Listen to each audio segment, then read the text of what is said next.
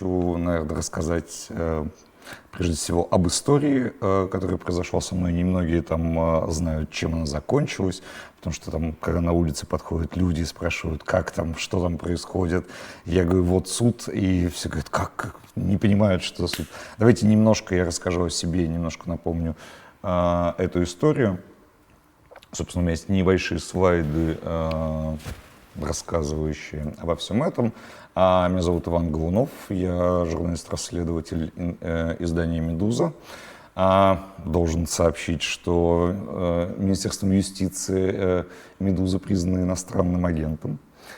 До «Медузы» я работал в РБК, журнале Forbes, газете «Ведомости» и других российских медиа. Тут больше 20 лет я работаю журналистом, страшно сказать это слово. В какой-то момент, ну то есть, мне кажется, главное качество журналиста — это любопытство. В какой-то момент мои заметки стали называть расследованиями, ну и я как-то не стал особо возражать.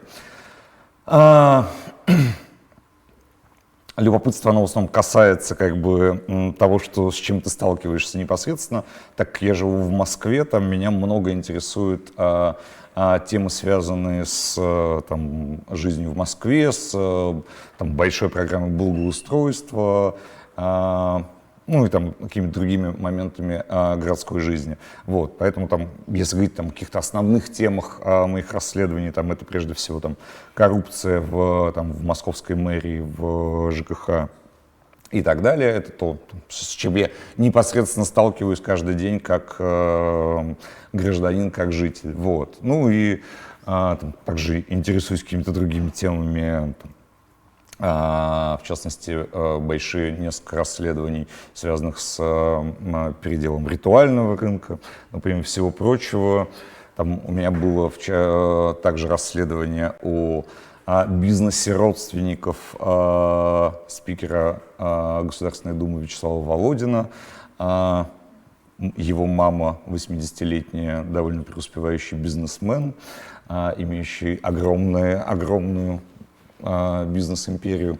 Выяснилось там параллельно, что родственники Вячеслава Володина причислены к лику святых, и много других увлекательных подробностей. Там. Также мы, когда я работал в РБК, мы с коллегами делали материал о госрезиденции Валдай, госрезиденции президента, расположенной на Валдае, и соседях этой госрезиденции выяснилось на тот момент, когда это было, когда выходил текст в 2015 году, там было много не очень известных людей, которые приобрели земли вокруг госрезиденции.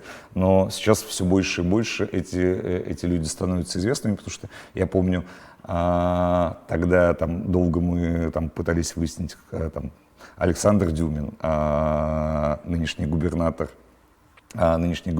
Тульской области, там Валерий Зиничев. Вот с Валерием Зиничевым было большие проблемы, пытались выяснить, как бы, кто он был. Понятно, что вот он силовик, работает там в ФСБ, но чем конкретно занимается, непонятно. Сейчас это министр по делам по чрезвычайным ситуациям, глава МЧС. Вот. Ну и также там были там, из каких-то громких расследований, когда там в Москве была компания по сносу самостроя, я решил выяснить, кому принадлежат киоски, которые сносят, потому что там начали все плакать, что вот уничтожают малый бизнес, там предприниматели остаются без доходов после сноса киосков. А выяснилось, что предприниматели — это просто арендаторы этих киосков, а на самом деле эти киоски принадлежат там уважаемым людям из 90-х, там представителям так называемых ОПГ, либо же там связаны с какими-то чиновниками тоже той поры. 6 июня 2019 года я был арестован по обвинению в торговле наркотиками. 11 июня я был освобожден в связи с непричастностью. Вот. Ой, Буквы. Куда-то уплыли буквы в презентации. Хотел рассказать, собственно, что происходило за эти 5 дней. 5 дней,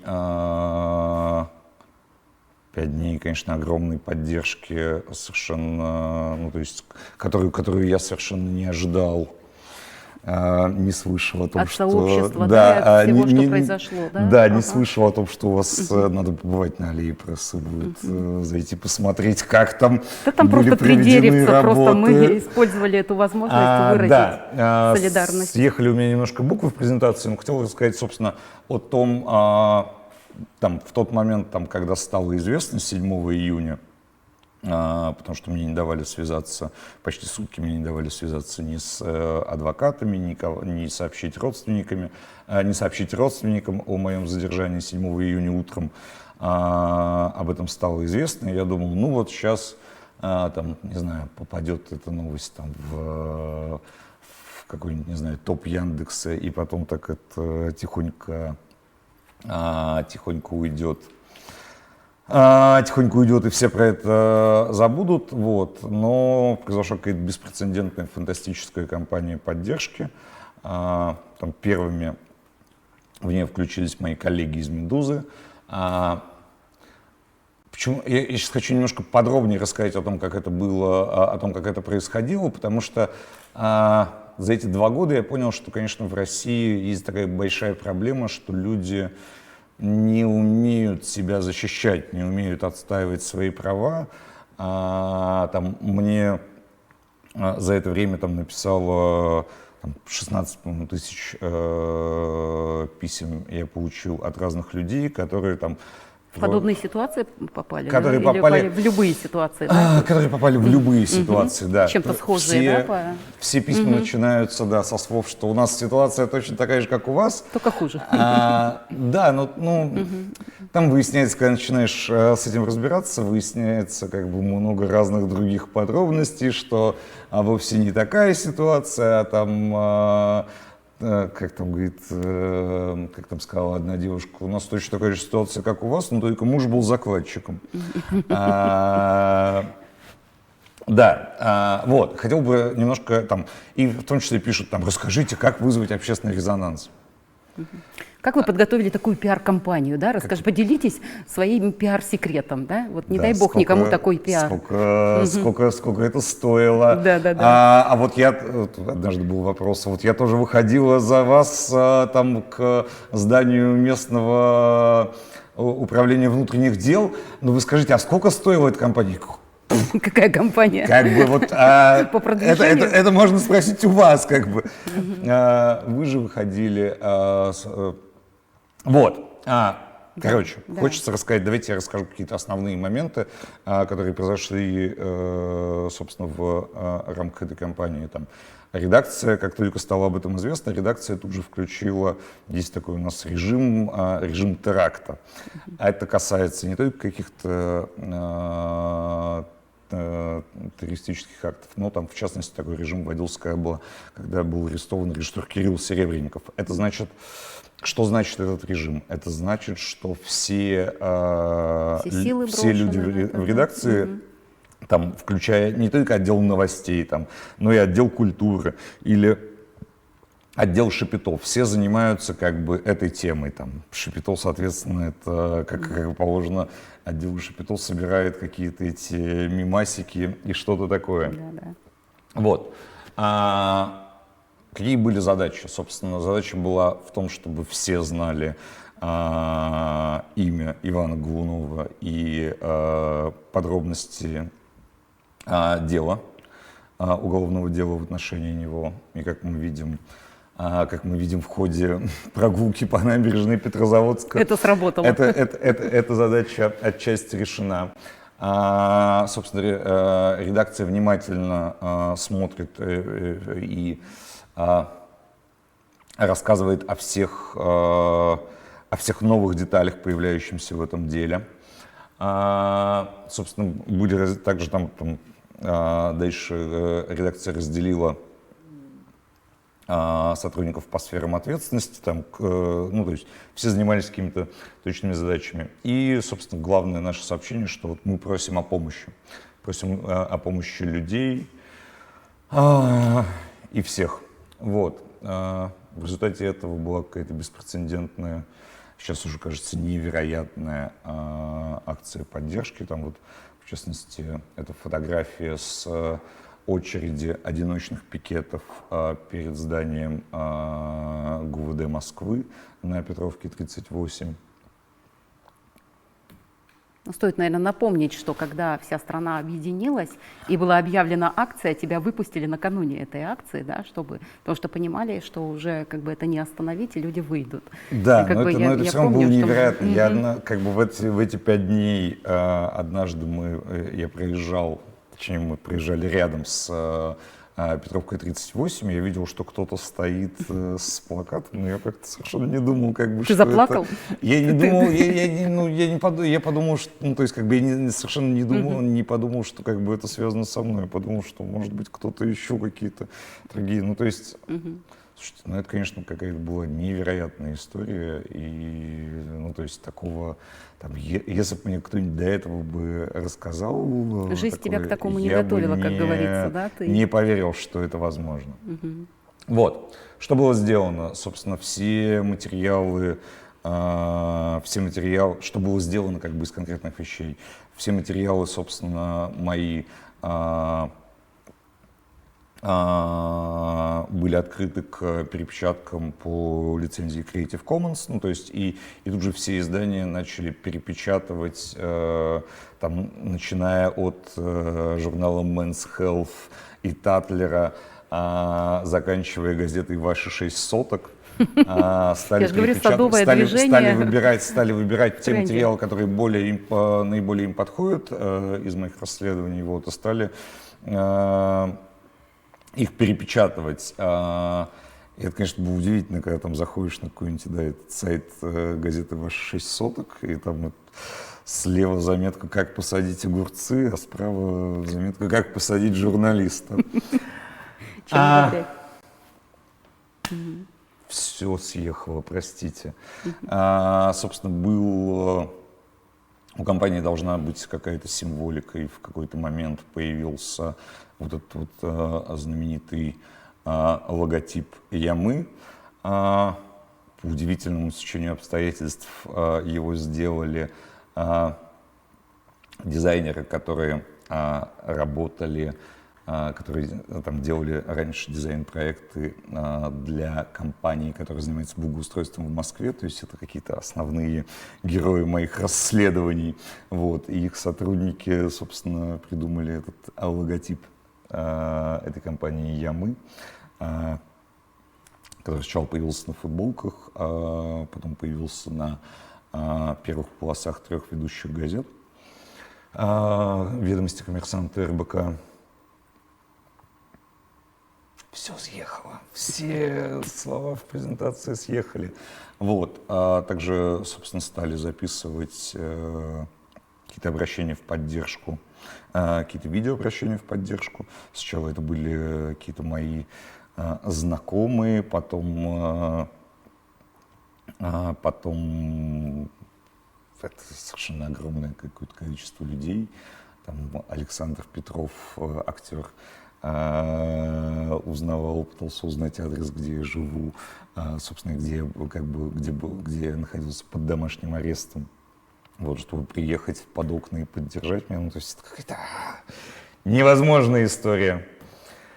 Собственно, и там для каких-то оперативных новостей был создан телеграм-канал «Голунов», где были все новости. Собственно, сейчас этот канал существует, я его веду и стараюсь сообщать там какие-то новости о своем деле.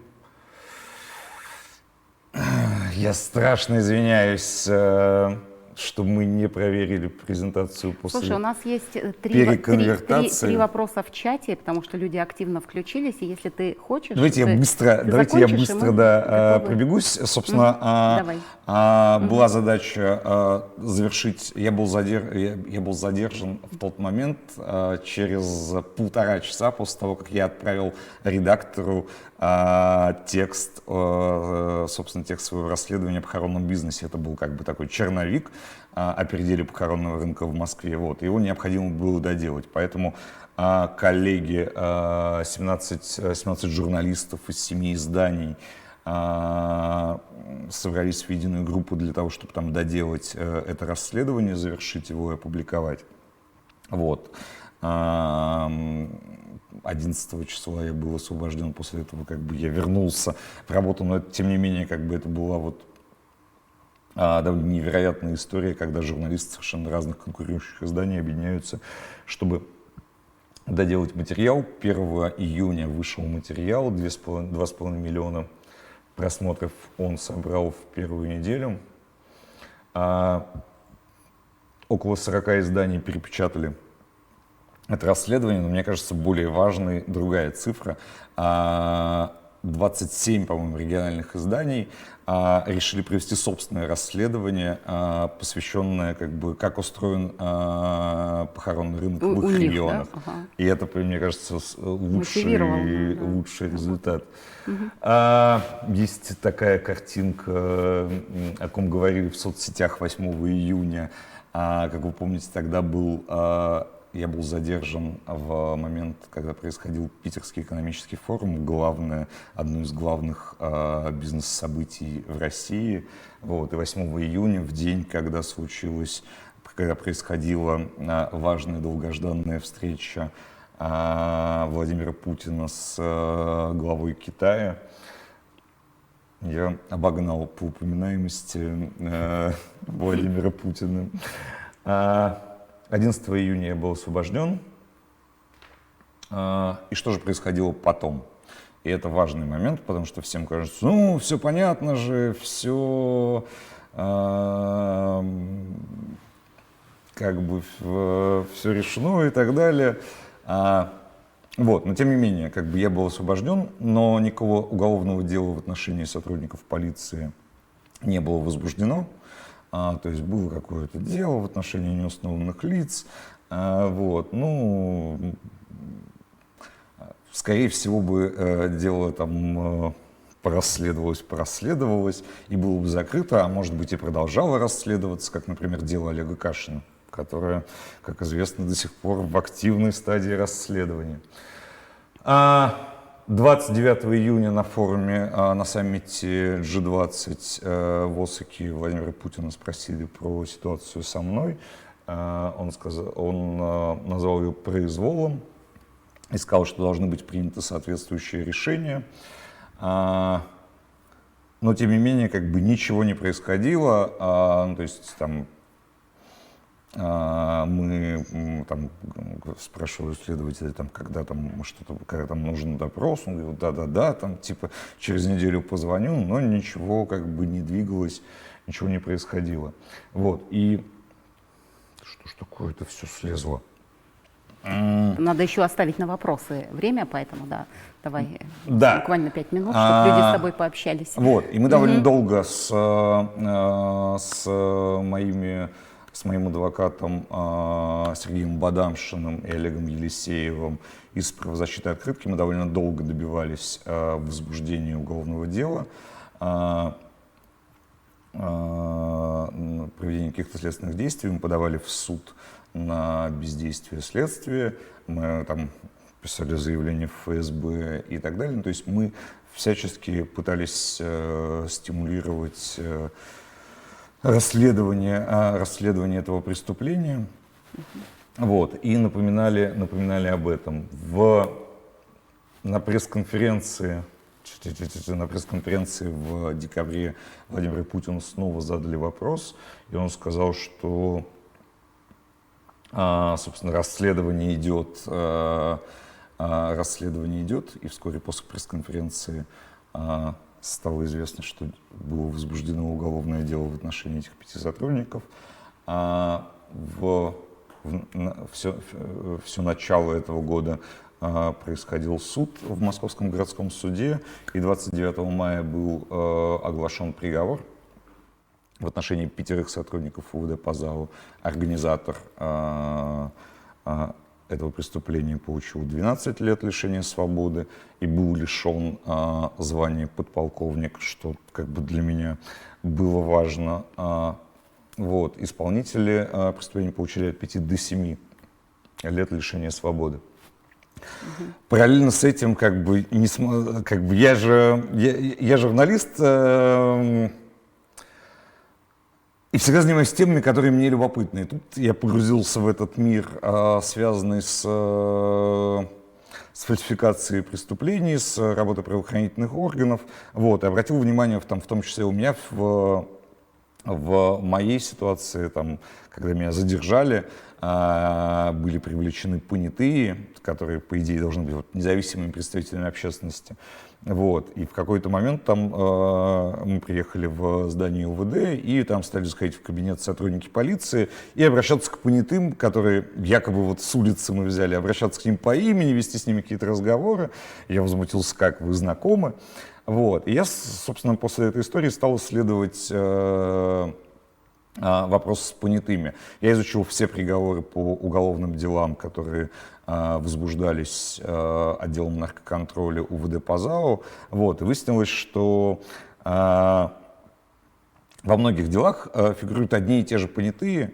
Более того, эти же понятые потом выступают в роли закупщиков на проведение проверочных закупок, а потом бывают и сами осуждены за сбыт наркотических средств. Или были до этого осуждены. То есть мы нашли группу, я нашел несколько понятых, которые, например, выступали понятыми, будучи осужденными, находясь на условном сроке. Будучи осужденными, будучи задержанными этими же сотрудниками полиции, они, собственно, люди были осуждены. Схема понятна, как их вовлекли в это, да, и как их мотивировали. Да, вот.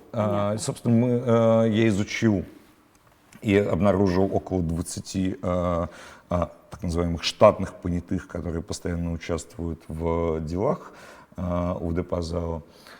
Вот. И потом чуть позже с коллегами из важных историй, из издания «Важные истории» мы изучили все приговоры по Москве, несколько десятков тысяч приговоров по Москве, и тоже обнаружили, что во многих мы изучили несколько десятков тысяч приговоров по наркотическим статьям, обнаружили, что, собственно, использование штатных понятых — это распространенная практика. Пу-пум. Фраза «спасибо всем» означает, Фраза что я могу задать всем, вопросы. Единственный слайд, который не съехал, да. Ваня, у нас осталось Прошу прощения. 1 минута, я так понимаю, да, до окончания эфира, правильно? Мне подскажите. Скажи, вот у нас тут очень активный чат, люди задают вопросы, Ирина задает. Как вы думаете, что изменилось для всего нашего общества после вашей истории задержания или нет? В самом обществе? Как-то анализировал, насколько это? Понятно, что в твоей судьбе это совсем изменило тебя или нет? Опять Сложный же, вопрос. Давайте, сложный, Наташа, давайте я вам задам тот же самый вопрос. Что-то изменилось в обществе, как вы думаете? Тут же можно, то есть смотря на что мы опираемся. То есть можем, смотря на какие факты мы опираемся. Я знаю по наркотическим, собственно, историям, сократилось в Москве, по крайней мере, в некоторых регионах тоже сократилось количество уголовных дел по наркотическим статьям. И это связано с тем, что в Москве точно, это связано с тем, что стало меньше фальсификаций, стало меньше провокаций на эту тему. Я читаю, у меня появилось хобби читать приговоры по наркотическим делам. И я вижу, что то есть у меня в последнее время у меня возникает меньше вопросов к приговорам, чем раньше. И сами работники судов говорят, что сейчас сотрудники наркоконтроля, они передают только какие-то крепкие дела, то есть без всяких сомнительных историй, где нужно использовать формулировки типа мы доверяем сотрудникам полиции, а все остальные свидетельства, они типа вот не учитываются судом. То есть такого нет. То есть сейчас намного лучше стали расследоваться дела, связанные с наркопреступлениями. Вот. И суды тоже, в суды поступают крепкие дела. Там, ну, это с одной стороны. С другой стороны, мы все знаем, что если мы все объединимся, то возможны такие вот невероятные ситуации по поддержке со стороны общества. Они меняют в целом настрой и говорят о том, что, в принципе, если вместе, то люди могут победить самое большое зло. Я так считаю, что на этой ноте мы, в принципе, можем закончить трансляцию. И если нет, еще можем, да, еще 3 минуты есть, да? Еще 30 минут есть у нас. Еще Прекрасно. 30 минут, Слушай, так у нас да. открылось второе дыхание. Тогда я могу задать еще из чатика вопросы. Значит, спрашивает, я забыла кто, простите, просто упустила там имя. Будете ли вы расследовать дворец Путина, тему дворца Путина?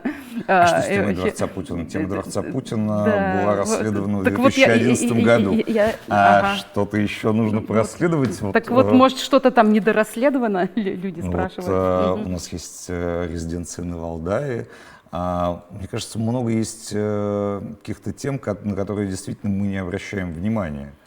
Ну, то есть, вот я был в Петрозаводске больше 10 лет назад, и что-то мне кажется, как бы, что с тех пор никто и не покрасил никакие дома. Ну, то есть, как вот это вот все стоит с такими ветхими фасадами, облупленными и так далее. Почему это так?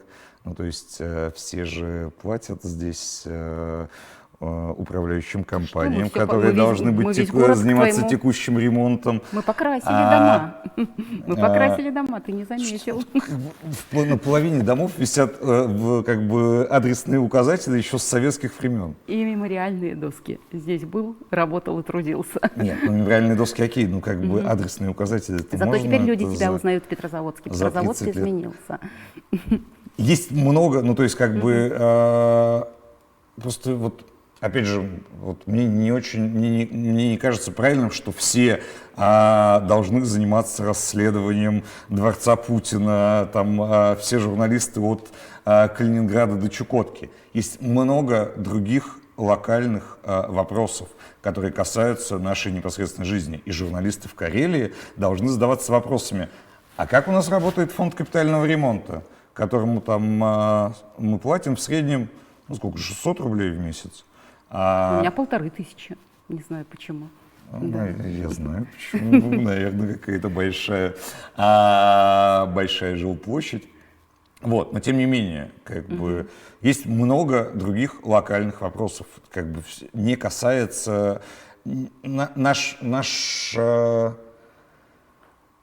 когда мы обращаем внимание только там на аквадискотеку и так далее, все остальные, ну то есть как бы все, что происходит в остальном мире, на что мы не обращаем внимания, все начинают, собственно, как бы действовать более безнаказанно, воровать. Поэтому мне кажется, что не нужно фокусироваться на одной теме, нужно все-таки как бы смотреть, ну то есть.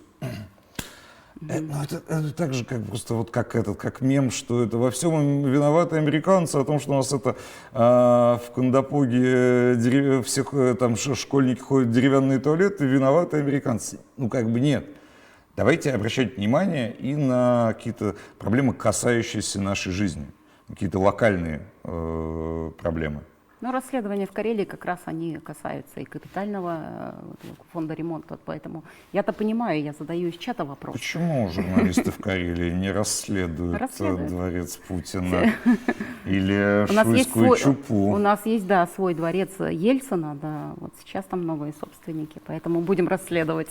По-моему, какие-то материалы были. Сегодня будет дискуссия, вот мы как раз можем об этом поговорить с журналистским сообществом. Там новые собственники, которые, если не ошибаюсь, Алексей Мордашов. совладелец Банка России. Вот сегодня поговорим об этом с автором расследования, он как раз будет. Вот, поэтому, да, тему озвучим. И еще вопрос, тоже какой-то неоднозначный, но задам.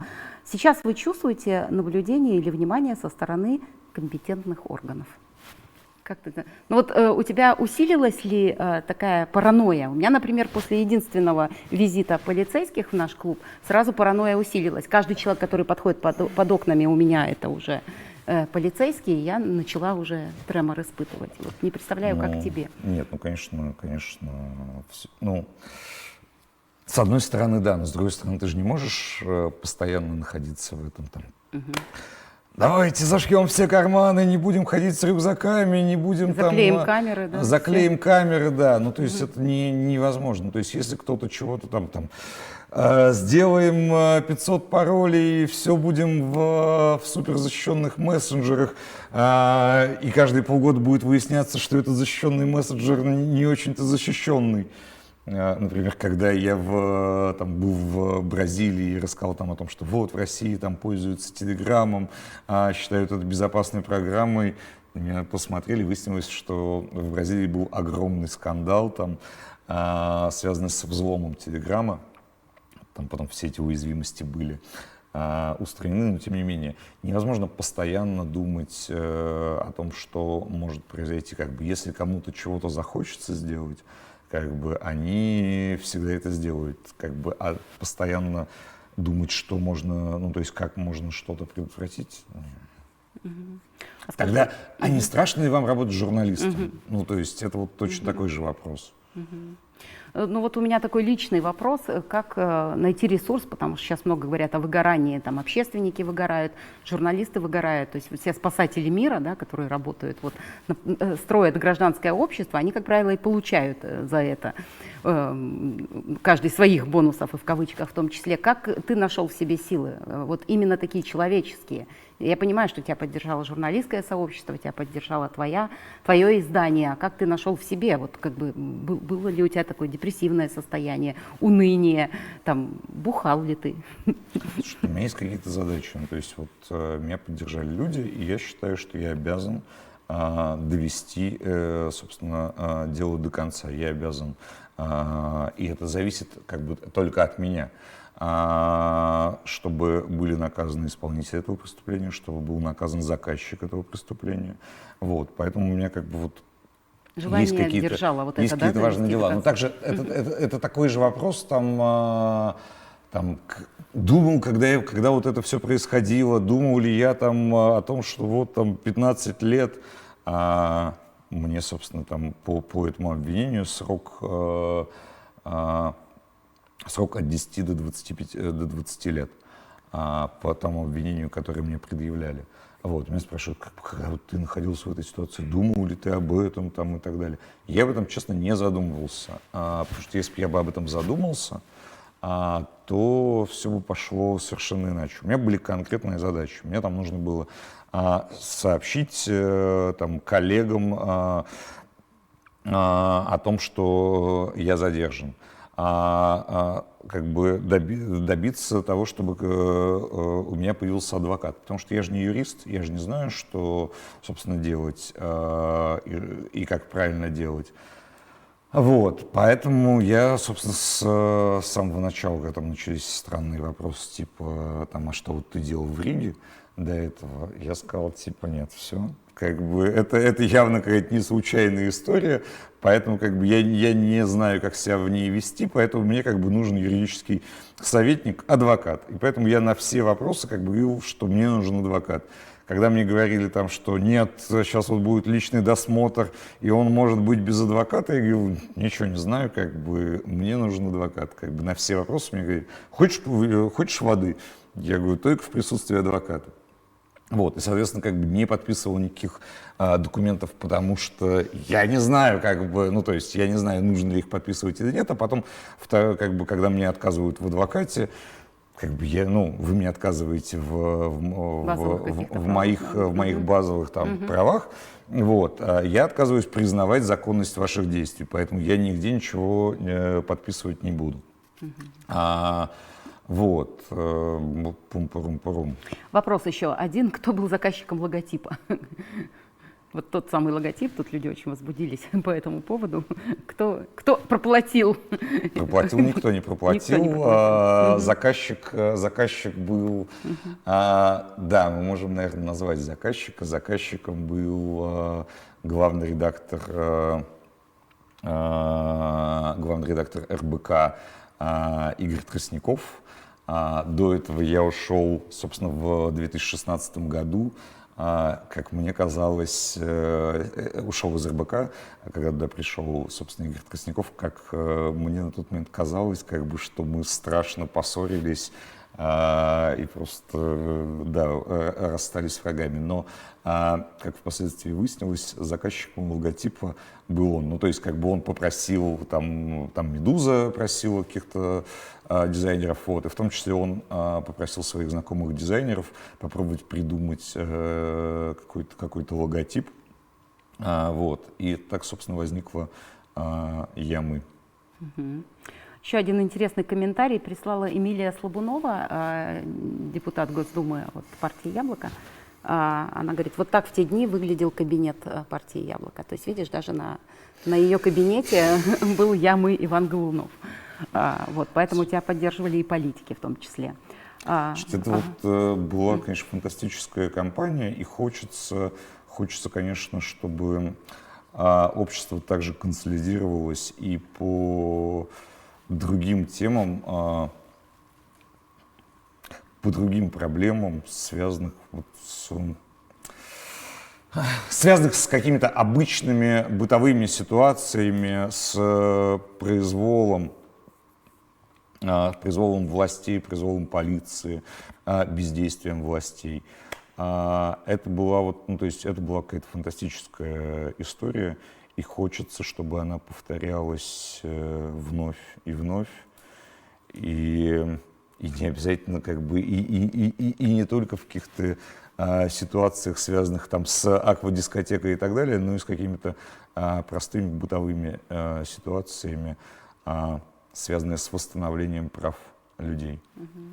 Скажи такое, чтобы немножко сбавить градус, да, поговорим о несерьезном. То есть обратная сторона вот этой акции, были ли какие-нибудь такие фотожабы интересные, какие-нибудь картинки, которые, ну все же доводится до маразма иногда, и ты же, наверное, видел эти все рекламные акции, когда мы, рыжий кот или жирный кот и так далее. Наташа, вы меня спрашивали про какие-то мои посттравматические истории. И посттравматическая история заключается в том, что я ничего не видел и специально не смотрел. Был какой-то блок на что-то, да? Нет, ну вот когда мне сейчас когда я там, не знаю, изучаю каких-нибудь там героев, изучаю их соцсети, я стараюсь проматывать начало июня всегда, то есть я не хочу... И даже по хэштегу не ходил? Нет. Свободу Ивану Голунову?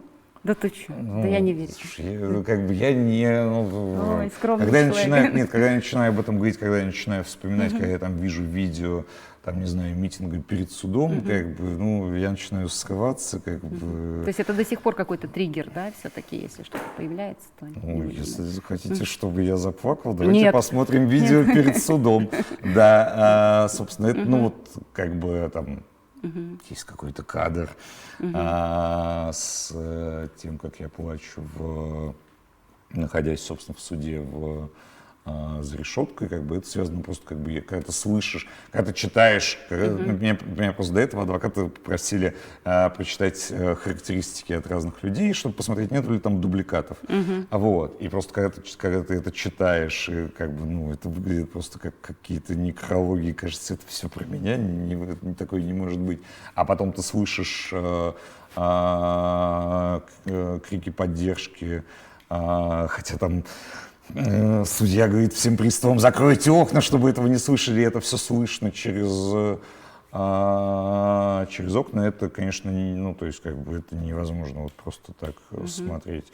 Вот, и я вот стараюсь, вот у меня есть, маленький блог, да, вот я вот это вот не стараюсь как бы не смотреть все, что связано с какой-то дополнительной информацией, связанную с акциями поддержки. Там, я не смотрел соцсети там, первую неделю, потому что ну, тоже как бы было это все сложно.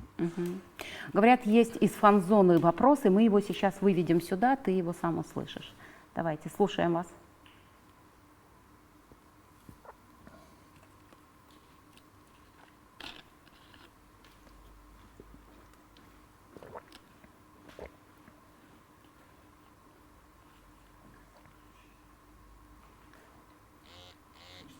Угу.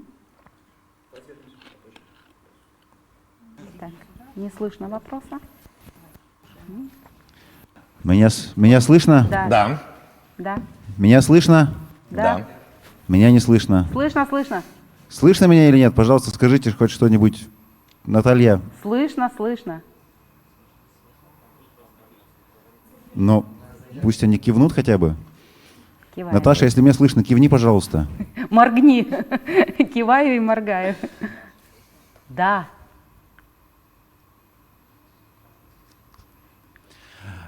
Итак, Георгий Чентимиров. Иван, у меня вот такой вопрос. В 2018 году россиянам подняли пенсионный возраст. И на улице выходили десятые доли процента населения. Вот в Москве там 10 тысяч человек, это десятая доля процента. В Петрозаводске выходили там 300 человек, тоже десятая доля процента. В 2019 году, через год, когда вас задержали, акции протеста были гораздо более масштабными, яростными и консолидированными. С чем вы это связываете? Почему люди не выходили бороться за свои деньги? Причем это то, что касается всех десятков миллионов людей, да? Но выходили бороться за освобождение незаконно задержанного журналиста. Сложный вопрос. Там можно, конечно, другие еще вспоминать какие-то акции, почему туда не выходили и так далее. Пенсионный возраст, ну, что-то сложно сказать. Мы это, ну, то есть, вот я не очень понимаю, ну, то есть, я привык жить с мыслью о том, что, как бы, пенсии у меня никакой не будет, как бы, что я ее должен сам, Очень тебя понимаю. сам как-то обеспечить, да. Но вот какие-то бытовые вопросы. У нас там есть разделение пенсии на основную и накопительную часть. Наталья, знаете, сколько у вас на накопительной части денег не лежит? знаю, И я да. даже не знаю. Не знаю. Ну, то есть, как бы, это вот какие-то для многих людей пенсия, как бы, это какая-то вот такая эфемерная штука. Какие-то там не очень большие деньги должны платить после 60. А тут повысили после 65. Ну, хорошо. Как бы, ну, вот это, ну, то есть, это проблема, к которой там сложно эмоционально подключиться многим. В отличие от проблемы, ну, то есть, это же все-таки, ну, вся эта компания «Я-мы», это же не компания, там, не столько компания в поддержку Ивана Голунова.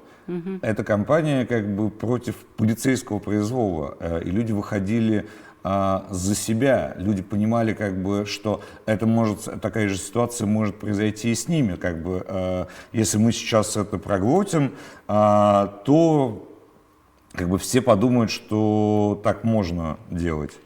И именно поэтому, как бы, именно чтобы не подумали, что так можно, там, чтобы не было истории, пошумели и разошлись, моей задачей, на которую я потратил 2 года, и еще, вероятно, какое-то время мне нужно будет потратить для того, чтобы все, кто инициировал эту ситуацию, понесли наказание за это преступление. И мне кажется, это очень важно, потому что когда, ну, то есть мне там все говорили, это же невозможно, ты же понимаешь, что никого не привлекут к уголовной ответственности и так далее. Нужно добиваться этого. Ну, то есть нужно добиваться, если... Меня учили, что каждое, собственно, преступление, за каждое преступление неизбежно должно следовать наказание.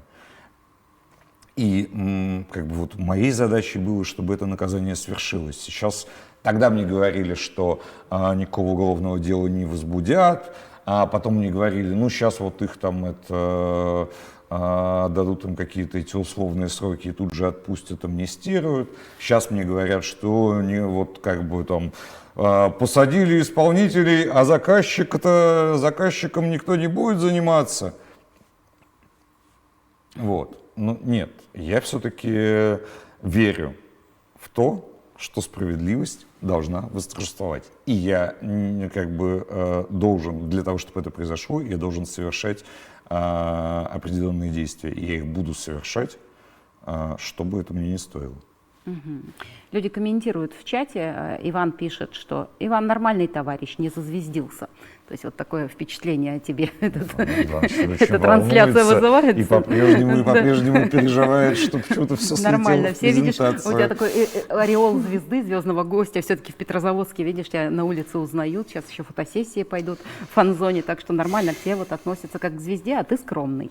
Вот. И Ирина пишет, что да, комментируя, поддерживает твою позицию, что оказаться на месте Ивана люди увидели реальнее по отношению к себе, чем дожить в России до пенсии. То есть тоже, что и ты, то есть другими словами. Да, вот. Еще пишут, да, пенсионная система России – это наперстничество натуральное. За махинации с ней уже давно нужно было бы посадить ответственных за этот грабеж людей. Людей за лохов держат. Вот такой глаз народа из Петрозаводска комментирует тебя под этим. Форум довольно активный. Вот Иван, который сказал, что ты не звездишь, он очень много комментариев написал. Я не все успела прочитать, поэтому в фан-зоне, видимо, тебя ждут селфи. Вот, поэтому у нас осталось 8 минут, наверное, да, поправьте, коллеги, если нет. И еще несколько таких вопросов чисто профессиональных, да, поскольку тоже мы занимались в Петрозаводске расследованиями, и я несколько раз была на семинарах по журналистике, и те, кто организует семинары, чтобы обучать журналисту именно жанру расследования, говорят, очень большой кризис в журналистике расследований. То есть это из-за того, что наказывают за такие лучшие расследования, или из-за того, что Голунова пытались подставить, наказать, а потом... Кто-то говорит, наоборот, ренессанс да. расследовать. Вот, не знаю, нет, просто нужно, то есть у вас возникают же какие-то... Мне кажется, что не обязательно быть журналистом для того, чтобы расследовать. Вы сталкиваетесь с какими... Не нравятся мне все эти фразы «гражданский активист» и так далее. Вы сталкиваетесь с какими-то проблемами. Попытайтесь найти на них ответ. Попытайтесь найти на них ответ там, на сайтах госзакупок, которые можно там, освоить. Как бы сначала, ну, то есть, там, мне раньше казался сайт Московского городского суда страшно непонятным, ничего там невозможно разобрать и так далее. Сейчас там сайт Московского городского суда для меня там основной инструмент. Например, система госправосудия, на которой выкладываются все приговоры, это вот какое-то просто, как там все это ужасно устроено, непонятно. Но тоже все это можно освоить. Очень много ресурсов, очень много открытых данных в России, которыми почему-то, собственно, никто не пользуется. Если там в Москве или каких-то, ну, то есть, если там в Москве следят там за каким-нибудь сайтом госзакупок, то там во многих регионах просто этого не делают. И там, когда какие-нибудь московские журналисты приходят и обращают внимание на какие-нибудь закупки, там, нескольколетней давности, все это воспринимают как какое-то открытие. Почему? Ну, то есть, как бы это вот лежит в общем доступе. Почему как бы не посмотреть, не разобраться с этим самому? Собственно, не попробовать найти ответ на этот вопрос. Мне кажется, ну, то есть сейчас это не прерогатива только журналистов, а вообще умного такого горожанина, да, осознанного горожанина. Или такие формулировки ты тоже не любишь. То есть человек, который просто знает, осознанный горожанин уже лучше. Лучше, да, более чем да. гражданский Нет, активист. Ну, все боятся, ну, то есть, вот мы сейчас будем делать расследование, а к нам придут, или там будут чиновники из мэрии звонить редактору. А давайте попробуем сделать. Как бы, может быть, чиновники из мэрии все будут только рады. Ну, то есть, я расследовал коррупцию в мэрии Москвы. Собственно, мэрия Москвы — основной, собственно, объект моих расследований. Но одни из тех активных чиновников, которые в включились в ситуацию и поддерживали меня, это были чиновники московской мэрии.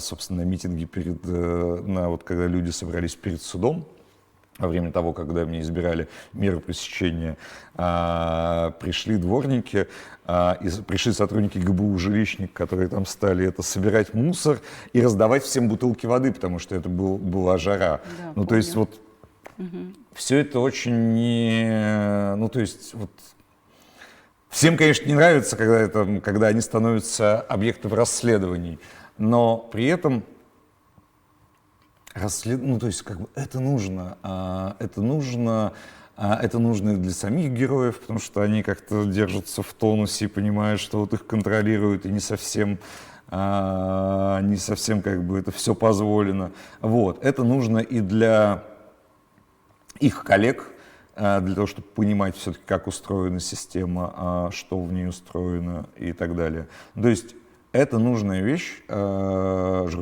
расследование. Для самого общества. Как эти горожане называются? Осознанные горожане. Осознанные Я только что горожане. придумала это, они называются. Да, вот нет, здесь. мне нравится эта формулировка. Вот. Есть эти инструменты, и это важно и полезно для всех.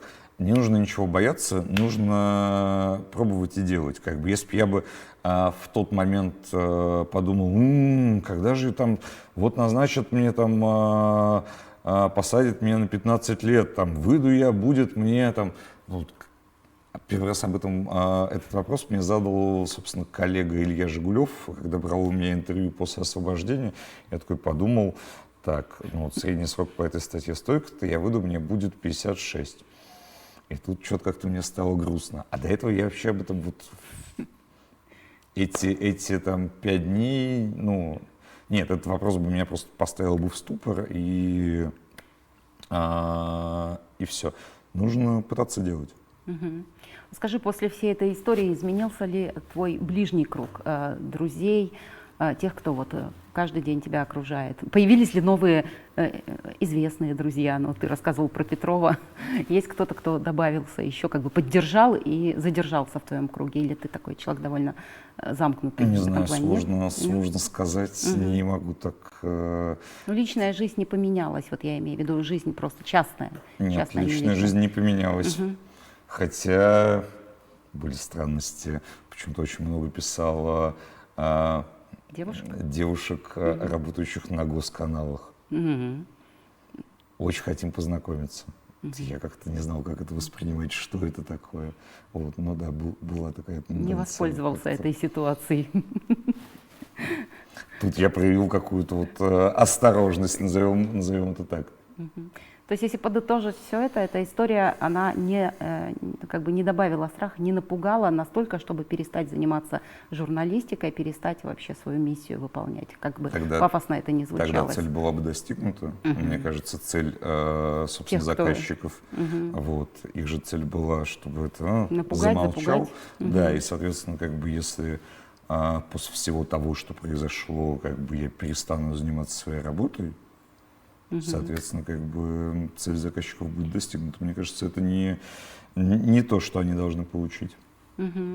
Наверное, до этой ситуации, были и другие такие истории, когда тебя запугивали или когда какие-то расследования являлись причиной того, что кто-то звонил, кто-то ругался, Понятно, что ничто не сравнится с этой историей, но какие были еще такие в твоей биографии истории, когда звонили, обещали уволить, обзывали. Я-то работала в редакции, я знаю, как люди звонят и делятся впечатлениями. Нужно на этом как-то акцентироваться, мне кажется.